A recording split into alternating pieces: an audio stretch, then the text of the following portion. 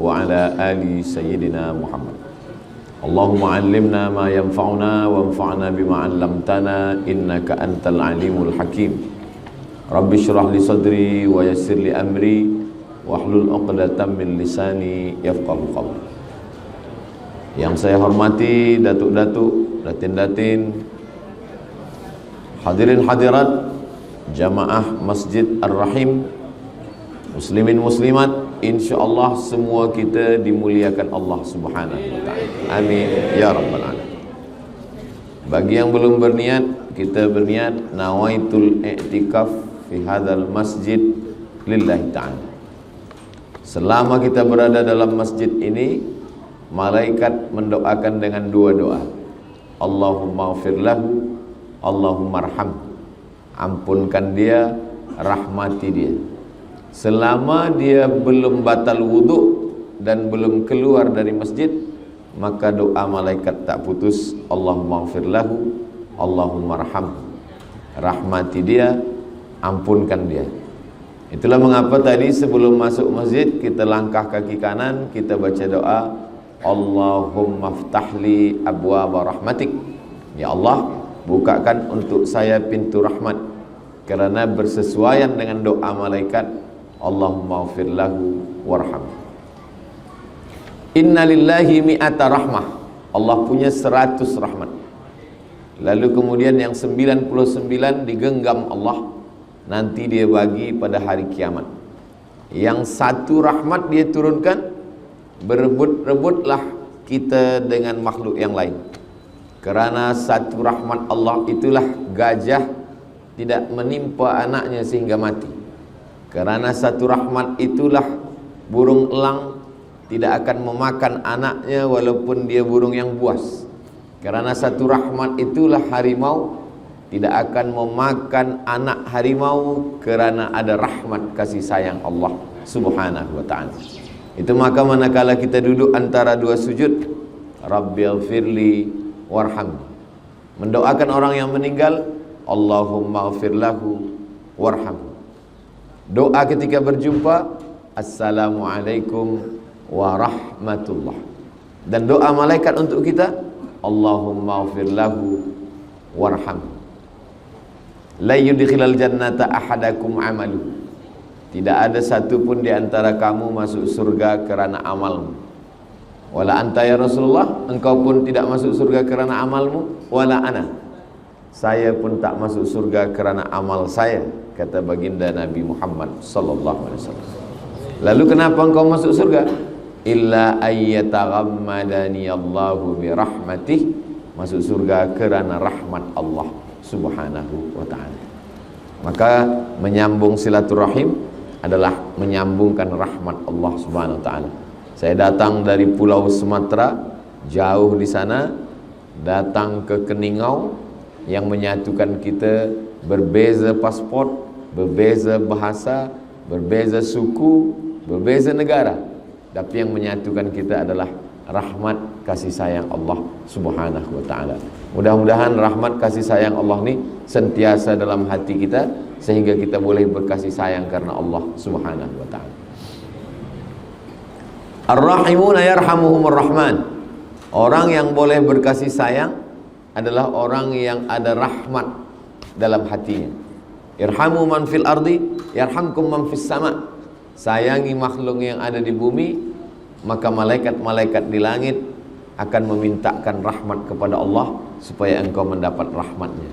Itu hadis diriwayatkan sahabat Nabi, namanya Abdullah bin Amr bin As, dari Nabi Muhammad sallallahu alaihi wasallam. Maka biasa ulama hadis kalau dia menyampaikan hadis yang pertama sekali sebelum membaca Arba'in, sebelum membaca Riyadhus Shalihin, sebelum membaca Sahih Al-Bukhari, sebelum membaca Sahih Muslim, hadis yang pertama dibaca adalah Al-Musalsalat bil Awwaliyah. Maknanya seorang guru meriwayatkan hadis secara musalsal. Dia menerima dari gurunya hadis yang pertama dia dengar dari gurunya. Gurunya menerima hadis yang pertama dari gurunya. Ar-Rahimuna yarhamuhumur Rahman, irhamu man fil ardi yarhamkum man fis sama. Orang yang mendapatkan kasih sayang Allah hanyalah orang yang ada rasa kasih sayang kepada sesama manusia. Irhamu man fil ardi, sayangi makhluk yang ada di bumi, yarhamkum man fis sama, maka malaikat-malaikat di langit akan memintakan rahmat kepada Allah supaya kita mendapatkan curahan rahmat. Mudah-mudahan kita sentiasa mendapatkan itu semua insya-Allah. Amin ya rabbal alamin. Ini yang ada di kertas di tangan saya ini, tulisannya pelancaran sumbangan infak fisabilillah, mihrab masjid, dan memperbaiki ruang wudhu muslimah Masjid Ar-Rahim, Pekan Keningau, Sabah. Allah SWT sebaik-baik memberi balasan. Allah Maha Kaya, wallahu ghaniyun 'anil alamin. Allah Maha Kaya dari semesta alam. Kalau memang Allah Maha Kaya, kenapa dia tidak pakai innama amruhu idza arada syai'an ayyakula lahu kun fayakun? Kenapa dia tak gunakan kun fayakun lalu masjid semua ada? Maka kalau Allah pakai kun fayakun, masjid tegak, mihrab siap, tandas tempat semuanya sudah ready siap. Lalu apa amal kita yang boleh mengalir hingga hari kiamat? Jadi banyak orang mengatakan, saya dah tolong masjid, saya dah tolong surau. Sebenarnya kita tidak tolong masjid, kita tidak tolong surau. Kita sedang tolong diri kita sendiri. Jadi itu yang pokok pangkal yang pertama kali mesti kita betulkan dalam fikiran kita. Kita tidak tolong masjid, kita tidak tolong surau, kita tidak tolong anak yatim, kita tidak tolong fakir miskin. Kerana ada tak ada kita, masjid tetap tegak berdiri. Kita tolong ataupun kita tolong, masjid tetap ada. Sampai hari ini tak ada masjid yang tumbang, tak ada masjid yang lapuk, semua tegak berdiri. Kita sebenarnya sedang menolong diri kita sendiri di hadapan Allah Subhanahu wa ta'ala. Mindset kita mesti kita luruskan. Sebab kalau tidak, kalau kita tolong masjid itu jadi, kita akan mengatakan kalau saya tak ada masjid tak jadi. Muncullah apa namanya ujub. Ujub artinya i'jabul mar'i binafsihi. Orang merasa ujub terhadap dirinya. Maka pokok pangkal yang pertama sebelum kita berwakaf, sebelum kita berinfak, sebelum kita bersedekah, saya bukan tolong masjid, tapi saya sedang tolong diri saya, kerana semua yang saya miliki ini akan tinggal. Maka kata Nabi SAW, kamu lebih sayang harta anak kamu daripada harta kamu sendiri. Kata sahabat, kami lebih sayang harta kami. Tidak. Kata Nabi, kamu lebih sayang harta anak kamu daripada harta kamu sendiri. Kata sahabat, kami sayang harta kami. Tidak. Kata Nabi, kamu lebih sayang harta anak kamu daripada harta kamu sendiri. Apa maksud cakap Nabi? Sebab semua yang kita miliki itu bila kita mati tinggal untuk anak kita. Rumah untuk anak, kereta untuk anak, kebun untuk anak, duit, semua yang tinggal untuk anak. Yang untuk kita, itulah yang kita masukkan ke dalam kotak infak, sedekah. Itu sajalah yang kita bawa mati. Maka kata Nabi, kamu lebih sayang harta anak kamu daripada harta kamu sendiri. Kerana harta kita sendiri yang kita bawa mati tak seberapa. Yang lebih banyak kita tinggalkan adalah untuk anak-anak kita. Ada seorang ulama sedang menengok orang sakit. Menengok orang sakit, ada lilin hidup. Lilin menyala hidup. Kemudian orang yang sakit tadi sakratul maut, menghembuskan nafas yang terakhir, innalillahi wa inna ilaihi raji'un. Ulama tadi terus menghembus lilin, memadamkan, mematikan lilin. Padam lilin, gelap semua. Kata tetamu, ada orang meninggal, kita perlu lampu yang terang. Kita nak takziah, kita nak baca yasin, kita nak tahlil. Kenapa ada orang mati kamu padamkan lilin? Kata ulama yang dekat lilin tadi, waktu dia hidup tadi, semasa dia hidup tadi, lilin ini punya dia.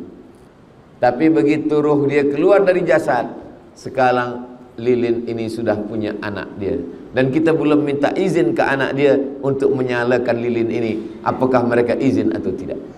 Maka saya takut syubhat. memakai harta orang belum izin. Itulah kenapa saya padamkan lilin. Sebab 1 second, 1 detik ketika nyawa keluar dari jasad, maka terlepaslah semua milik kita. Dia tidak lagi punya kita. Lilin yang tadi punya kita menyala hidup, tapi ketika roh keluar dari jasad, kita mesti padamkan itu lilin. Sebab dia bukan lagi milik kita, tapi sudah milik anak-anak kita. Dan ulama tidak mau memakai lilin kerana anak-anak almarhum belum memberikan izin. Tapi bila anak-anak ditanya, hai semua anak ahli waris, izinkah kamu bila lilin ini diguna hidup kembali? Kata mereka, kami izin. Barulah boleh dinyalakan lagi. Itulah kenapa banyak orang tidak mau datang tahlil. Sebab apa? Nanti bila dibagikan minum, dia takut minuman ini harta warisan yang belum dibagi. Bila dibagi makanan, dia takut makan, rupanya makanan ini adalah harta warisan yang belum dibagi. Maka satu daripada keluarga ahli waris bagikan iklan kepada semua hadirin hadirat yang berhadir, ini air minum dan makanan semua yang ada dah sedia. Ini bukan harta daripada warisan yang belum dibagi. Jangan kamu takut, jangan kamu segan.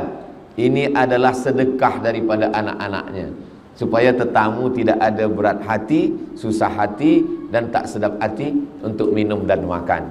Bahkan di rumah itu pun, rumah itu tidak lagi punya almarhum. Lantai rumah itu sudah menjadi milik ahli waris dan mereka belum berbagi lagi. Bila kita bertamu ke rumah orang, assalamualaikum, idza sta'zana ahadukum salasan, kalau kita minta izin 3 kali, falam yu'zan, tak ada izin, falyarji, baliklah pulang ke rumah. Sekarang kita dah minta izin 3 kali dan rupa-rupanya rumah ini masih lagi musyarakah, bersyarikat, berkongsi. Istri dapat 1/8, anak lelaki dapat 2 bagian, anak perempuan dapat 2 bagian, dan mereka belum berbagi. Lantai yang kita duduk punya istri kah, punya anak lelaki kah, punya anak perempuan? Air minum yang akan kita minum, apakah ini punya istri, punya anak lelaki, atau punya anak perempuan? Makanan yang disuguhkan, yang jamuan malam, kita pun belum tahu.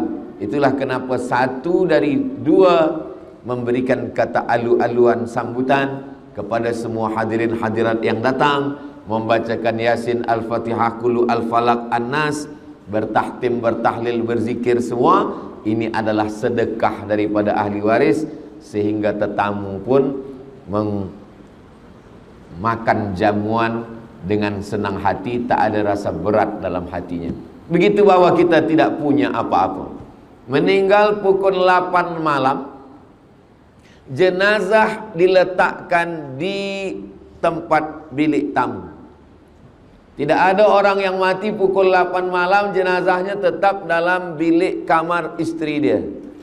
Pukul 2 malam, istri tidur di bilik tidur, jenazah kita diletakkan di tempat tetamu yang biasa datang. Kenapa? Karena tidak ada satupun orang yang mahu lagi sekamar dengan kita. Yang katanya, kaulah bulan, kaulah bintang, siang dan malam terbayang-bayang, makan tak lelap, tidur tak kenyang. Itu selama hayat di kandung badan. Selepas roh keluar daripada jasad, itu hanyalah setakat bertanam tebu di tepi bibir, manis di ujung lidah, hanya tinggal kenangan saja. Dia hanya menunggu kita. Walladzina yatawaffawna minkum, suami-suami yang meninggal dunia, wa yadharuna azwajan, istrinya menunggu, arba'ata ashhurin wa ashra, 4 bulan 10 hari. Selepas 4 bulan 10 hari, dia pun akan dipinang oleh suaminya yang baru. Selepas itu say goodbye. Tapi jangan tazkirah petang ini membuat tuan balik ke rumah tidak lagi mesra, tidak lagi ada kata-kata cinta. Saya hanya ingin mengingatkan bahwa perjalanan sesaat di atas dunia, kita yang kekal abadi, kata Nabi SAW, yatsba'ul mayyita thalathun, ada 3 yang mengiringkan jenazah. Ramai. Ustaz Abdul Somad kalau mati meninggal dunia, ramai orang akan mengiringkan. Kata Nabi tidak. Yang mengiringkan hanya 3 saja. Yang pertama, maluhu, hartanya. Kereta, motosikal, selimut, kain, ikut mengiringkan. tapi tak sampai masuk ke dalam. Lama hidup banyak dirasa, jauh berjalan banyak ditengok. Saya sudah menengok kuburan orang Islam di Mesir, saya tengok kuburan orang Islam di Maghribi. Sampai saya 2-3 hari ada orang meninggal, saya tengok kuburan. Belum pernah menengok kereta masuk kubur lagi. Semua tinggal tempat parking. Yang kedua, ahluhu, isteri, anak, cucu, menantu, semuanya tinggal. Lambat sembayang gara-gara anak, anak tak ikut mati. Tak sembayang gara-gara bini, bini pun diambil orang lain. Tak puasa gara-gara suami, suami pun belum mati pun dah diambil orang. Yang senyum yang belum berbini pula. Apa yang akan kita bawa mati? Kata Nabi SAW, harta tinggal, keluarga tinggal. Wa yabqa wahidun, yang tinggal hanya satu. Apa dia? Wa amaluhu, amal. Salat, amal. Baca Quran, amal. Salawat, amal. Istighfar, amal. Tahlil, amal. Sedekah, amal. Haji, amal. Jihad, amal. Tapi di antara semua amal ini ada satu amal yang disebut Allah dalam Al-Quran. Manakala semua orang yang mati itu ditanya Allah Ta'ala, hai orang yang mati, apa amal yang kamu mahu kalau aku hidupkan lagi? Mereka semua menjawab, laula akhartani ila ajalin qarib, kalau engkau bagi aku hidup sekejap saja, fa as-saddaqa, kami mau bersedekah, saya mahu bersedekah ya Allah. Maka tepat sekali sumbangan infak fisabilillah, mihrab masjid, memperbaiki ruangan wuduk. Mihrab masjid memperbaiki ruangan wuduk. Mihrab masjid 5 kali imam sembahyang di mihrab, subuh, zuhur, asar, maghrib, isya, tarawih, tahajud, witir, idul fitri, idul adha, istisqa minta hujan, kusuf gerhana matahari, khusuf gerhana bulan. Tempat wuduk 5 kali sehari muslimat berwuduk. Wuduk subuh, wuduk duha, wuduk zuhur, wuduk asar, wuduk maghrib, wuduk isya, wuduk tahajud, wuduk Ramadan. Wuduk manakala masuk ke dalam masjid.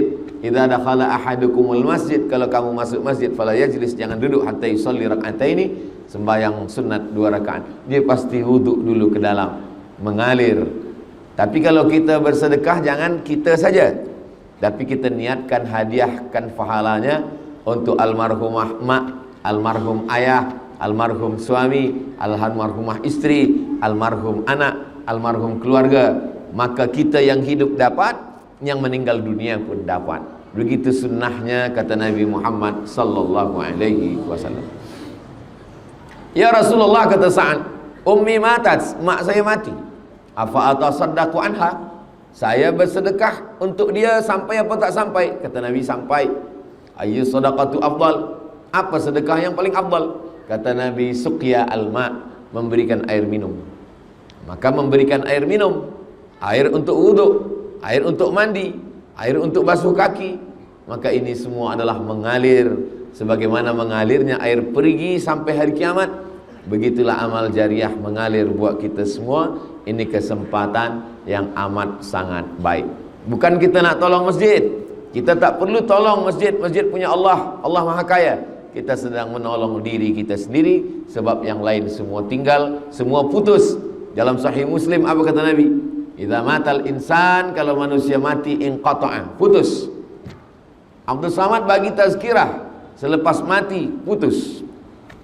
Hadirin hadirat, muslimin muslimat, sila datang ke Masjid Ar-Rahim. Tazkirah akan disampaikan oleh almarhum Abdul Samad. Tak ada lagi orang datang. Orang datang manakala kita masih hidup. Tazkirah semuanya putus. Sembahyang tahajud, bila kita dah mati, putus. Membaca Yasin, putus. Membaca surah Al-Kahfi, malam ni malam Jumat, putus. Tapi ada yang tetap mengalir. Inilah dia mihrab masjid, inilah dia tempat wudhu. Maka ini kesempatan untuk kita semua. Mengapa kita mesti bersedekah? Maka dalam beberapa hadis Nabi SAW memberikan alasan. Pertama, kata Nabi SAW, kullu mur'in tahta zilli sadaqatihi, setiap orang yang mati nanti akan dibangkitkan di padang mahsyar. Tak ada tempat bernaung, tak ada tempat berlindung, tak ada payung, tak ada rumah, tak ada pokok kayu, tak ada gunung, tak ada bukit. Semuanya hancur lebur. Maka pada saat itu ada orang yang tenggelam kerana peluhnya hingga ke kaki. Ada yang tenggelam kerana peluhnya hingga ke pinggang. Ada yang tenggelam kerana peluhnya hingga ke leher. Maka di mana kita bernaung? Kata Nabi, kullu mri'in tahta zilli sadaqatihi. Orang akan bernaung di bawah naungan sedekah. Itulah kenapa kita perlu bersedekah, bukan untuk masjid, bukan untuk mihrab, bukan untuk tempat wuduk, tapi untuk diri kita di hadapan Allah ketika kita bangkit. Yauma yafirrul mar'u min akhi, saudara kandung lari, wa ummihi, mak kandung lari, wa abi, ayah kandung lari, wa sahibatihi, istri lari, wa bani, anak-anak lari. Kawan tak ada disebut, sebab kawan biasanya waktu senang, waktu kenyang, waktu lenang, waktu tenang. Kalau sudah susah, hilang. Orang menang banyak kawan, orang kalah punya teman sejati. Boleh untuk status FB esok pagi. Begitulah keadaan manusia. Maka yang disebutkan Al-Quran cuma 5 saja. Akhi, saudara, ummi, emak, abi, ayah, sahibati, istri, suami, wabani, anak-anak. Kelima-limanya meninggalkan kita. Kenapa? Likulli mri'in minhum yawma idzin sya'nun yughnih. Semuanya sibuk mengurus urusan masing-masing. Jangankan di dunia, selama di negeri masing-masing sebelum berangkat ke tanah suci, berkawan, bersahabat dekat. Begitu sampai ke airport, mulai masing-masing cop pasport, masing-masing mencari koper. Begitu sampai beg, semua sibuk dengan urusan sendiri, tak lagi kenal mengenal. Yang selama ini baik ramah, yang selama ini sopan santun, begitu sampai airport Madinah, semuanya sibuk, mana beg saya, mana. Dah lah dapat beg, semua dah keluar, baru dia tengok, oh ada Ustaz Abdul Somad. Belum lagi di akhirat, belum lagi di padang mahsyar, semuanya sibuk dengan urusan masing-masing. Lalu di mana kita bernaung? Yang pertama, kullu mri'in tahta zilli sadaqatihi. Setiap orang bernaung di bawah naungan sedekah. Jadi kalau kita nak tolong Masjid Ar-Rahim, saya bukan tolong mihrab, saya bukan tolong tempat wuduk, saya sedang menolong diri saya di padang mahsyar nanti. Begitulah niat kita dalam hati. Karena kalau kita mengatakan ini dari saya untuk mihrab masjid, ini dari saya untuk tempat wuduk, bila dia jadi nanti kita akan berkata, kalau tak ada saya, maka tempat wuduk tak jadi.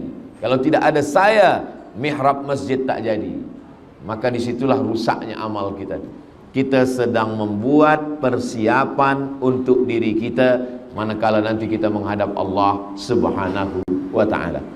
Makanya kata Nabi SAW dalam sebuah hadis, hadis ini ada dalam Sahih Bukhari, ada dalam Sahih Muslim, rajulun tasaddaqa bi sadaqatin, ada orang yang bersedekah, fa akhfaha, dia sorokkan, dia sembunyikan, hatta la ta'lamu shimaluh, sampai tangan kirinya tak tahu, ma anfaqat yaminuh, apa yang diberikan oleh tangan kanan. Sebenarnya maknanya ini bukan tak boleh tahu.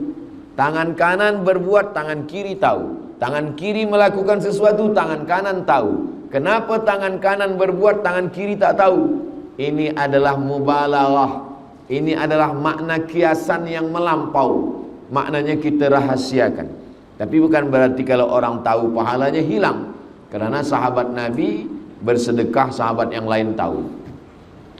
Utsman bin Affan memberikan wakaf perigi Bi'ru Raumah. Semua orang tahu, sebab hadisnya masyhur.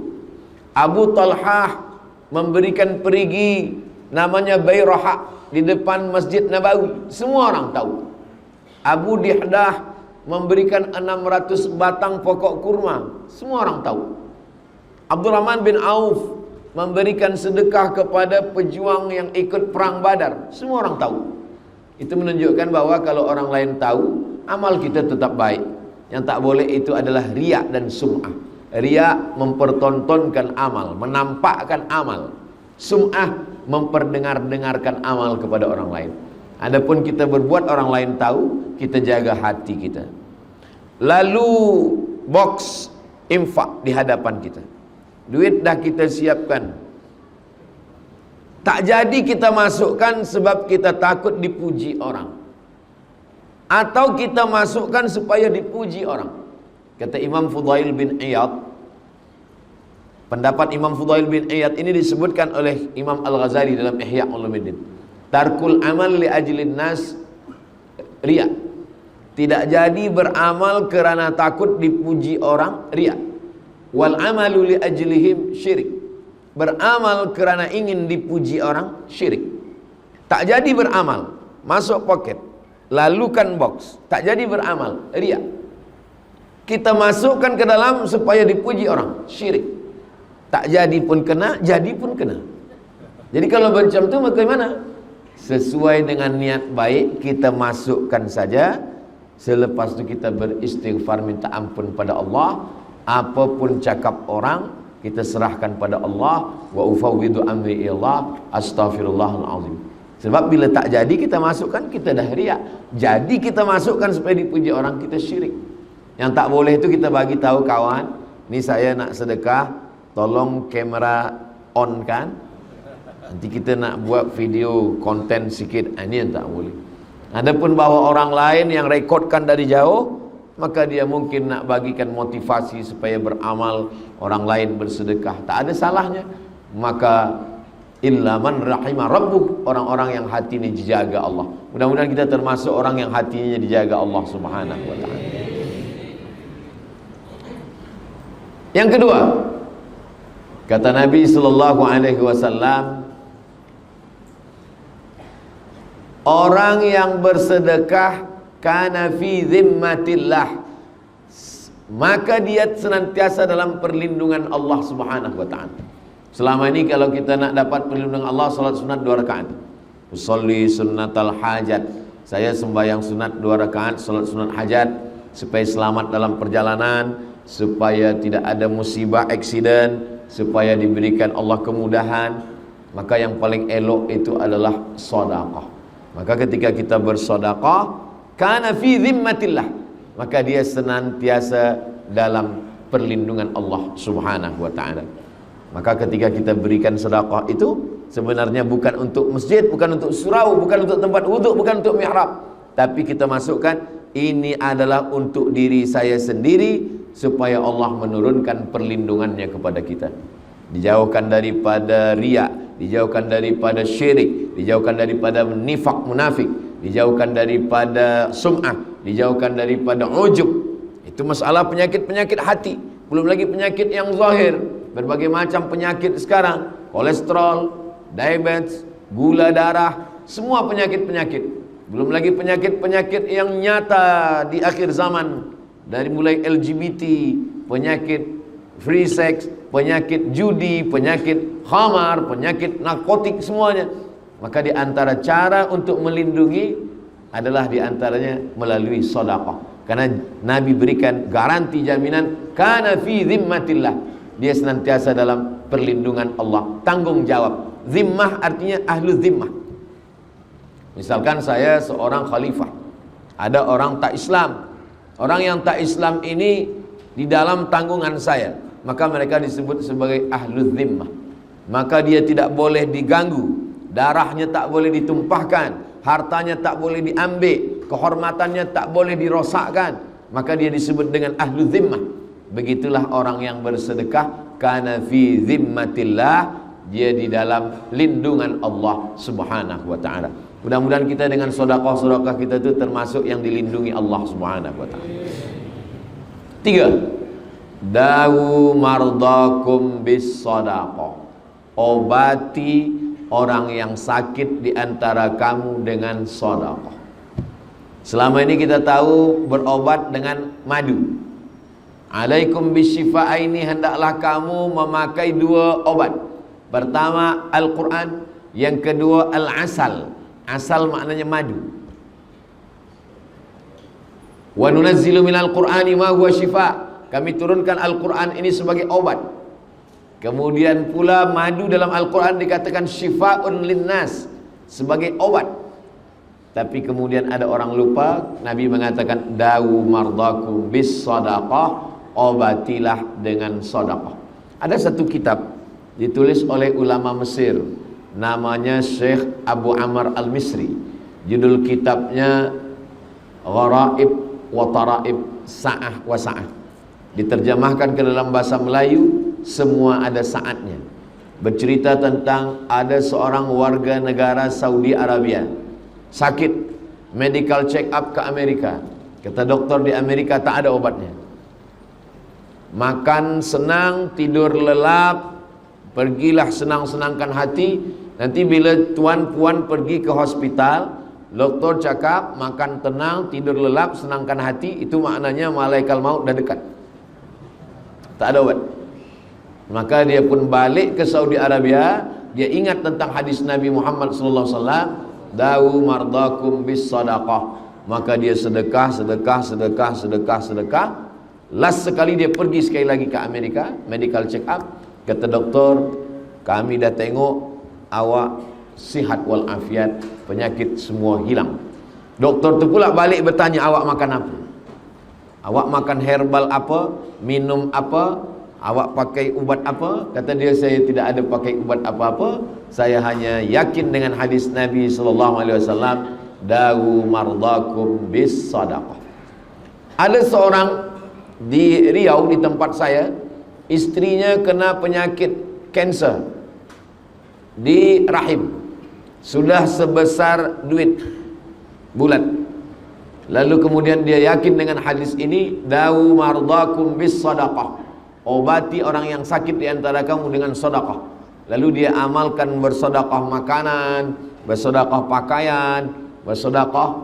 Lalu kemudian selepas itu dia cek balik, doktor mengatakan setelah kami cek ternyata kanser itu mengecil, kecil dan hilang.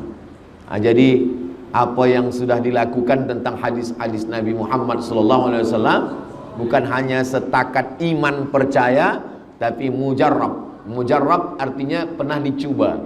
Jarraba yujarribu tajribah mujarraba. Mujarrab artinya pernah dicoba oleh beberapa orang dan ternyata dikabulkan Allah Subhanahu wa ta'ala. Bila dikabulkan Allah berarti dapat dua-duanya. Sedekahnya dapat pahala dan kesihatannya dapat. Andai belum dikabulkan Allah Subhanahu wa ta'ala, tetap dapat satu. Andai sakitnya terus dan mati dia, maka matinya mati syahid. Dan dia usahanya untuk berubat itu sudah mendatangkan pahala dan dapat juga dia pahala sedekah. Nah, ini yang ketiga, kata Nabi, dawu mardakum bis sadaqah, obatilah orang yang sakit di antara kamu dengan sedekah. Datang seorang lelaki menjumpai Imam Abdurrahman ibnu Mahdi, ahli hadis.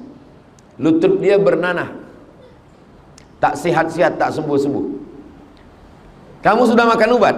Kata dia, saya sudah makan ubat. Maka kata Imam Abdurrahman ibnu Mahdi, tunggu sekejap, saya solat sunat 2 rakaat. Dia nak minta ilham dari Allah Ta'ala.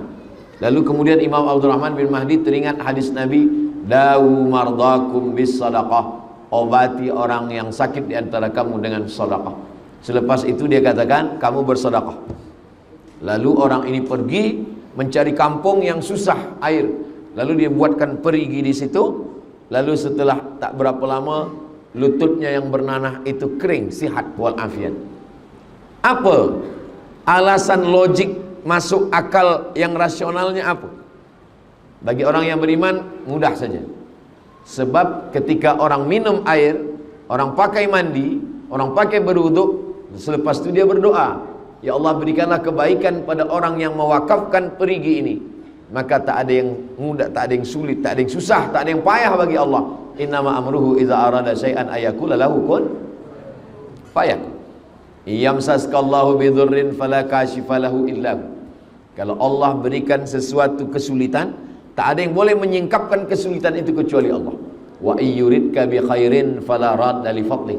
Kalau Allah ingin memberikan suatu kebaikan, yang menolaknya pun tak ada satu pun boleh menolak, karena Allah itu sifatnya al-nafi'u, dia yang mendatangkan manfaat.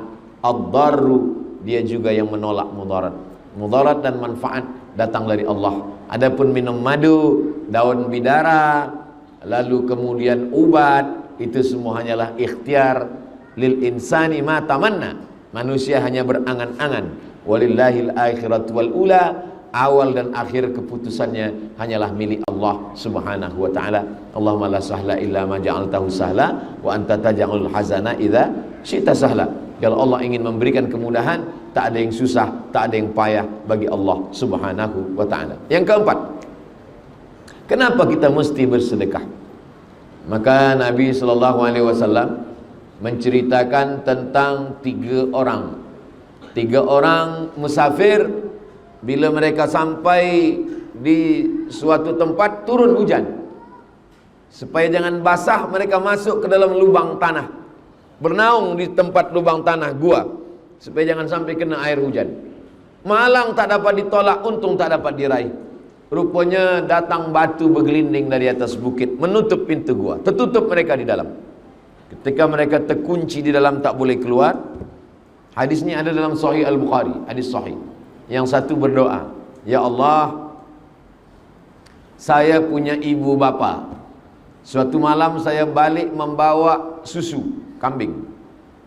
Anak saya menangis haus, tak saya bagi minum. Istri saya menangis, tak saya bagi minum. Saya tunggu sampai ibu bapa saya terjaga. Mereka sedang tidur bila saya balik. Begitu mereka terjaga, saya bagi, minumlah. Ibu saya minum, bapa saya minum. Baki daripada minum mereka barulah saya bagikan kepada istri dan anak saya. Kalau memang amal saya ini betul, bukakanlah pintu gua ini. Maka bergeserlah batu itu sikit, tapi dia belum boleh keluar. Itu menunjukkan kita boleh bertawassul kepada Allah, menyebutkan amal soleh. Amal soleh yang paling afdal adalah berbakti kepada kedua orang tua. Orang yang kedua berdoa, ya Allah, saya punya sepupu perempuan dan saya jatuh cinta kepada dia. Hampir kami melakukan perbuatan zina. Ketika orang tidak ada, kami tinggal berdua, dan saat itu datang rasa takut saya kepada Engkau. Maka saya memohon kepadamu, ya Allah, dengan rasa takut yang ada dalam hati ini, bukakanlah pintu gua ini. Maka batu itu pun bergeser, terbuka. Itu menunjukkan bahwa amal tidak hanya setakat amal berbakti pada orang tua, amal rasa takut dalam hati pun boleh dipakai untuk bertawassul kepada Allah. Mengamalkan firman Allah, ya ayyuhalladzina amanu taqullah, takutlah kamu kepada Allah, wa bataghu ilaihil wasilah, bertawassullah. Bertawassul dengan amal soleh yang paling elok. Orang yang ketiga berkata, saya punya seorang pekerja. Pekerja saya ini akan saya bagi gaji, tapi belum lagi gaji saya bagi, dia dah pergi tak tahu ke mana. Maka saya takut makan duit gajinya. Maka duit gajinya ini saya belikan ke kambing. Kambingnya ini beranak pinak, banyak kambing. Selepas beberapa tahun dia datang. Lalu saya panggil pekerja saya ini. Kamu dulu bekerja dengan saya? Iya. Gaji kamu belum kamu ambil? Belum. Gaji kamu dulu saya belikan banyak ini. Inilah dia kambing semua ini punya kamu. Ambillah dia. Pekerja saya itu mengambil kambing itu semuanya, satu pun tak ada dia tinggalkan. Habis semua. Kalau memang amal ini ikhlas kerana Engkau ya Allah, bukakanlah pintu gua ini. Terbuka. Jadi tiga orang ini bertawassul kepada Allah dengan tiga amal.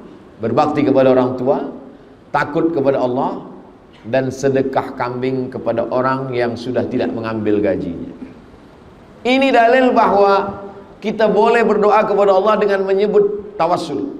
Ya Allah, berkat sedekahku kepada tempat wuduk muslimah Masjid Ar-Rahim, berkat sedekahku kepada mihrab Masjid Ar-Rahim, maka mudahkanlah kesehatan, mudahkanlah pekerjaan, mudahkanlah fikiran, mudahkanlah dari kesulitan, jauhkan daripada lilitan hutang piutang riba, mudahkanlah jodoh. Boleh bertawassul kepada Allah dengan menyebut amal, dan hubungan kita hanya kepada Allah. Kita tak sebut kepada manusia, kita sebut hanya kepada Allah. Dia tidak termasuk dalam riya, dia tidak sum'ah, kerana yang tahu hanya kita dengan Allah subhanahu wa ta'ala. Itulah makna ayat ya ayyuhalladzina amanu, hai orang yang percaya kepada Allah, ittaqullah, takutlah kepada Allah, wabtaghu ilaihil wasilah, maka bertawassullah. Bertawassul yang paling elok sekali adalah bertawassul dengan amal soleh. Banyak orang bertawassul dengan Nabi Muhammad, bertawassul dengan Syekh Abdul Qadir Al-Jilani, bertawassul dengan Imam Syafi'i, bertawassul dengan malaikat-malaikat. Baik, tak salah. Tapi masih ada ikhtilaf. Adapun bertawassul dengan amal soleh, maka tiada ikhtilaf di dalamnya sama sekali. 5. Ada istilah sedekah subuh. Kenapa waktu subuh orang bersedekah? Sebab pada waktu subuh awal hari Allah kirimkan 2 malaikat. Apa kata malaikat yang pertama? Allahumma ati munfiqan khalafa. Orang yang bersedekah ini bagi dia ganti. Orang yang bersedekah di pagi hari ini Allah bagi dia ganti. Allah Maha Adil. Yang tidak bersedekah pun Allah doakan, Allah kirimkan juga satu malaikat mendoakan dia. Apa kata malaikat yang satu lagi? Allahumma ati mumsikan talafa. Orang yang tidak bersedekah, orang yang pelit, orang yang bakhil, orang yang kikir, mumsikan, mumsik, dia pegang, dia genggam hingga tak meleleh, tak menetes sikit pun. Maka kata Jibril, kata doa malaikat yang dikirim Allah untuk mendoakan, Allahumma ati mumsikan talafa. Orang yang tidak mau bersedekah ini talafa, binasakanlah dia ya Allah. Nah, itulah kenapa kita selalu bersedekah. Tujuannya supaya mendapatkan, bukan doa ulama, bukan doa tuan guru, bukan doa habib. Ini doa malaikat yang sentiasa mendoakan. Ma min muslimin yusbihu. Setiap orang yang terjaga di waktu subuh, maka dia dapat doa malaikat. Allahumma a'ti munfiqan khalafa. Yang satu lagi, Allahumma a'ti mumsikan talafa. Mudah-mudahan kita hanya mendapatkan doa yang kebaikan-kebaikannya saja insyaallah. Begitulah Allah Subhanahu wa taala memberikan semuanya. Yang keenam, maka Nabi Muhammad sallallahu alaihi wasallam menceritakan yang disebut dengan sam'iyat. Sam'iyat didengar. Pernah kita menengok ruh? Tidak. Pernah menengok surga? Tidak. Pernah menengok neraka? Tidak. Pernah menengok malaikat? Tidak. Kita hanya mendengar saja. Mendengar itu disebut dengan sama'. Inna sam'a, pendengaran. Maka ajaran Islam ada namanya sam'iyat, yang didengar yang tak pernah ditengok. Sam'iyat sesuatu yang didengar. Beza kita dengan Nabi Muhammad SAW, kita setakat mendengar, dia sudah sampai pada menengok. Subhanalladzi asra bi'abdihi laylan minal masjidil harami ilal masjidil aqsa alladzi barakna haulah linuriyahu min ayatina. Isra Mi'raj, kami ingin memperlihatkan, menampakkan di mata. Nah, itulah beza kita dengan Nabi Muhammad. Dia menengok surga, dia menengok neraka, dia berjumpa dengan nabi-nabi. Kita belum pernah menengok surga, belum pernah menengok neraka, belum pernah berjumpa dengan nabi-nabi. Kita hanya setakat mendengar saja, sam'iyat, dengar. Maka Nabi pernah menengok, pernah mendengar, disampaikannya kepada sahabat. Sahabat menyampaikan kepada tabi'in, tabi'in menyampaikan kepada tabi'in, dan sampailah ke kita. Di antara sam'iyat yang didengar oleh Nabi SAW adalah tentang orang mati minta panjang umur supaya dia boleh bersedekah. Disebutkan dalam Quran, disebutkan dalam hadis Nabi SAW. Rabbana absarna, mata kami sudah menengok azab. Wa sami'na, telinga kami sudah mendengar azab. Farji'na, balikkan lagi kami ke dunia. Na'mal salihan, kami ingin beramal saleh. Inna muqinun, kami yakin seyakin-yakinnya. Amal saleh banyak. Ada haji mabrur, ada jihad fisabilillah. Tapi amal saleh yang dimaksud dijelaskan dalam ayat lain. Laula akhartani ila ajalin qarib, berilah kami waktu untuk hidup sekejap saja. Tambahlah waktu kami untuk hidup ini sekejap saja ya Allah. Untuk apa? Fa as-saddaqa, kami mau bersedekah. Tak ada ayatnya tambahlah hidup kami karena kami mahu solat tahajud, tak ada. Tambahlah hidup kami supaya kami boleh berjihad ke Palestin, tak ada. Tambahlah hidup kami karena kami ingin berhaji ke Baitullah, tak ada. Fa as-saddaqa, kami ingin berinfak, bersedekah. Itu yang disampaikan oleh Nabi Muhammad SAW, yang bagi kita hanya setakat sam'iyat, hanya mendengar. Tapi Nabi sudah menengok balasan mereka yang tidak putus hingga pada hari kiamat. 7. Rajulun tasaddaqa bi sadaqatin. Ada orang yang bersedekah. Lalu kemudian sedekahnya ini kepada penghafaz Al-Quran. Orang yang menghafaz Al-Quran tadi punya murid, dia ijazahkan qiraat Hafs an Asim. Yang menghafaz Quran tadi jadi imam, mengalir pahalanya untuk dia. Yang menghafaz Quran tadi mengajar Quran, punya murid, muridnya punya murid lagi. Maka kalau kita bukan penghafaz Quran, kita bukan ulama, kita bukan tuan guru, tapi kita ingin dapat amal ulama, amal penghafal Quran, amal imam, maka salah satu caranya adalah dengan sedekah. Bersedekah kepada anak yatim. Anak yatim tadi pandai menghafaz Al-Quran, boleh bahasa Arab, membaca kitab, belajar dia Azhar Kahira, balik dia membuat pondok, maka kita mendapatkan amal pahala. Inilah yang disebutkan oleh Imam Abdullah ibn Mubarak, rubba amalin saghirin yukabbiruhun niyah. Berapa banyak amal yang nampaknya kecil saja tapi besar kerana niat. Wa rubba amalin kabirin yusaghiruhun niyah. Berapa banyak amal yang nampaknya besar tapi sebenarnya kecil kerana dikecilkan oleh niat. Itulah pentingnya innamal a'malu binniyat. Kita beramal dan niatnya adalah kerana Allah Subhanahu wa ta'ala. Yang ke-8, kenapa kita mesti bersedekah? Kerana kata Nabi sallallahu alaihi wasallam, ketika Nabi sampai ke kota Al-Madinah Al-Munawwarah, Nabi membeli tanah. Tanah ini punya 2 orang anak yatim. Dibeli Nabi tanah itu, itulah tanah yang sekarang menjadi tanah Masjid Nabawi. Kenapa Nabi tak terima wakaf saja? Seandainya Nabi terima wakaf, dia Sayyidul Anbiya wal Mursalin, dia Sayyidul Awwalin wal Akhirin, pemimpin semua makhluk dari awal sampai akhir, Nabi Muhammad sallallahu alaihi wasallam. Tapi kenapa dia beli tanah ini dan dia wakafkan untuk bangun Masjid Nabawi? Kerana dia ingin dapat amal jariah. Dia ingin mengajarkan kepada kita, sebenarnya Nabi tak berhajat, Nabi tak perlu kepada amal tanah ini. Kerana tanpa amal itu pun dia sudah masuk surga, tanpa amal itu pun dia sudah dimuliakan Allah. Dia nak ajarkan kepada kita, seakan-akan Nabi itu berkata, sedangkan aku yang pemimpin daripada Nabi, manusia, di antara manusia ini ada yang Nabi, di antara Nabi ini ada yang Rasul, di antara yang Rasul ini ada ulul azmi, di antara yang ulul azmi ini tinggal satu, Sayyidina wa Maulana Muhammad sallallahu alaihi wasallam. Dia tetap mewakafkan tanah.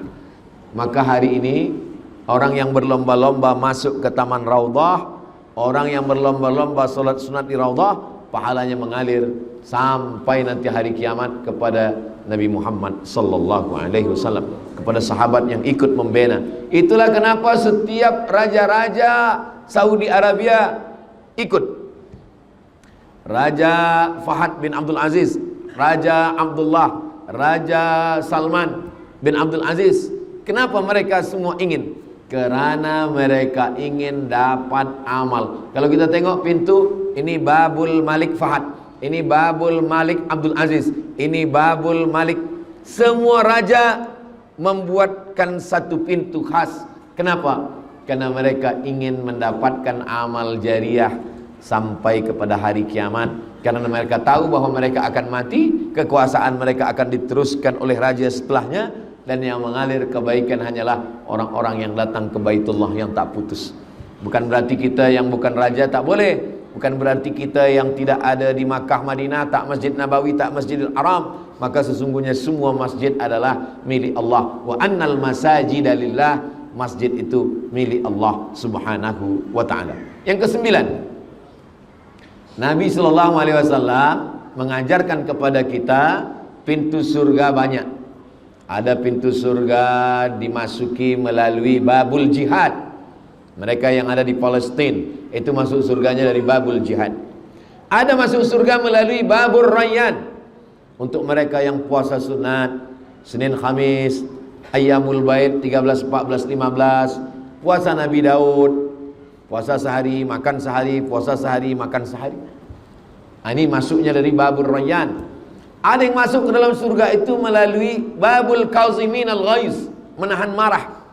Dia tahan amarahnya, dia boleh masuk. Tapi ada orang yang masuk surga dari pintu mana saja dia mau. Udkhul min haitsu syi'ta. Masuklah engkau dari pintu mana yang engkau mau. Itu adalah Sayyidina Abu Bakar Siddiq radhiyallahu anhu. Perempuan pun begitu juga. Salat khamsaha, sembahyang 5 waktu tak tinggal. Shamat saumaha, tak tinggal puasa Ramadan. Ata'at zaujaha, patuh kepada suaminya. Maka dia kata Nabi sallallahu alaihi wasallam masuk surga dari pintu mana saja yang dia mau. Tapi ada satu pintu, pintu itu bernama babus shadaqah. Orang masuk ke dalam surga melalui pintu shadaqah. Jadi kita sebenarnya bukan nak tolong ini tolong mihrab masjid, ini nak tolong tempat wuduk muslimah, bukan. Kita ingin masuk dari pintu babus shadaqah. Last yang terakhir sekali, yang ke-10 adalah bahwa amal kita ini ada 4. Amal badan, solat, tawaf, sa'i. Amal hati, sabar, ridha, zuhud, tawakal, qanaah, taqwa. Amal lisan, tasbih, tahmid, takbir, tahlil, zikir, salawat, baca Quran. Amal harta, amal harta yang paling banyak, zakat, wakaf, infak, sedekah, wasiat, hibah, ghanimah. Zakat, wakaf, infak, sedekah, wasiat, hibah, ghanimah. Maka di antara amal-amal ini, kalau boleh 4-4-nya kita laksanakan, alhamdulillah. Kalau tak boleh 4-4-nya, maka yang paling ringan adalah zikir. Tapi kalau kita punya, maka kita laksanakan amal harta, amal badan, amal hati, amal lisan, amal harta. Keempat-empatnya alhamdulillahirabbil alamin. Tadi saya mulakan pada pukul 2, sekarang pukul 3 kurang 5 menit, lebih kurang 60 menit. Itulah yang dapat saya sampaikan tentang keutamaan-keutamaan sedekah yang diajarkan Nabi Muhammad SAW melalui hadis-hadis Rasulullah SAW. Mudah-mudahan selepas tazkirah ini selesailah mihrab dan tempat wuduk muslimah, insyaallah. Kalau selesai alhamdulillah, kalaupun tak selesai innalillah. Karena semua kita usahakan, kita ikhtiarkan, disitulah akan nampak mana mudahnya menyampaikan tazkirah dengan amal ibadah yang boleh kita bawa sebagai bekal menghadap Allah Subhanahu wa taala. Di akhir majlis petang, mari kita sama baca berdoa kepada Allah Subhanahu wa taala. Mudah-mudahan Allah lapangkan rezeki kita supaya kita boleh beramal dengan amal sedekah, dan bagi yang sudah bersedekah mudah-mudahan diberikan Allah keikhlasan, keistiqomahan, dan kita semua mati dalam keadaan husnul khatimah. Ala hadhihi niyah al-Fatihah.